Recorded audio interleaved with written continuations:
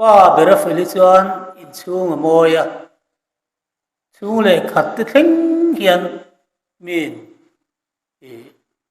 an mu moi mai the ni ti te pawh kha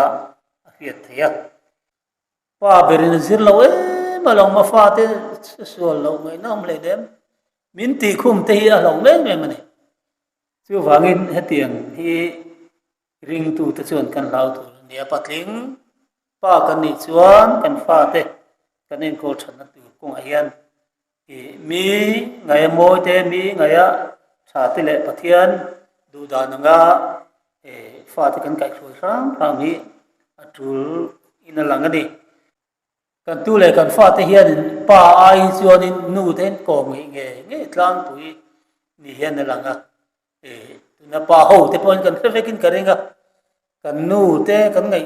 dan le kan thla le dan kha achiang em thin ani amaro chu khami pia lama khan nui na ti thei an thlen sin bak pia lam thil om ta thina pa berian ati tu engmo thil lian tham deu tuna kan sian kan har sat na engmo boy pui tham deu om hian chung khat pa hi chu a tho chu ngai fo thin ani ti kha kan khiat thain ka ria then khat chung kwa pa te hi chu adik chia chuanin chung ko ro rel na hian atlin lo thei khop maya zu mun samun tal mai na po thak pe lo thian nu te tho chua ringa na tal mai ti pa kan tam em to ni he nga hi chuanin nu berin ro rel lo thei lo ti te poi kan khiat thain ka ria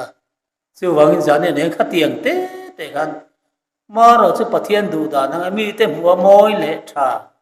kan lan thian mi nu pui chuan a pasal chu khatiang khan ni ma sela a moi si reng tu re lo ti kan khiat thain ka ria pa berin bulatan that chuan pa berin rom ro re na te in chungkur en ko na te bulatan that chuan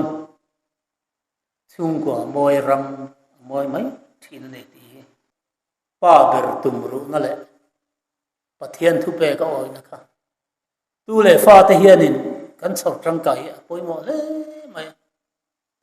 kai ma kong ate zirna kong ate e zon na e le bar kong ate po khan poi mo min ka hian pa ril rualu to hi su thil tha pathian ina pathian thu nga kal ani chuan i he lawa kan tu le kan fa te poi kan zom thiam poi mo le mai chung kwa rel fel thiam riau patling riau hi kan an oma chu tiang ni lo chung ko en ko thiam lo patling lo tak mai nu berena boy pui ngai tat pa te kan tam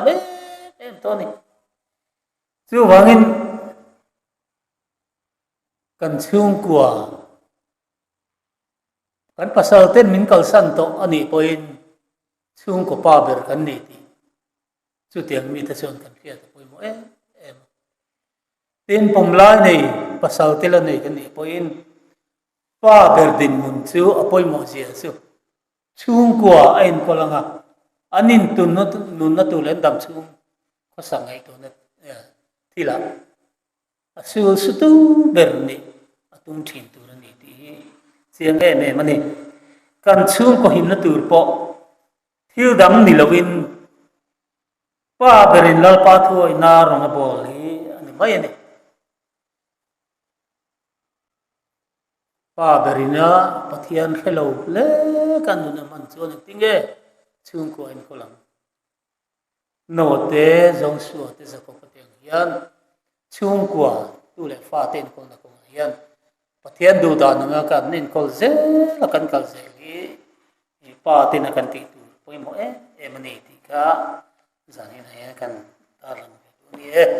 alpa na thu kan zatan mal mi som se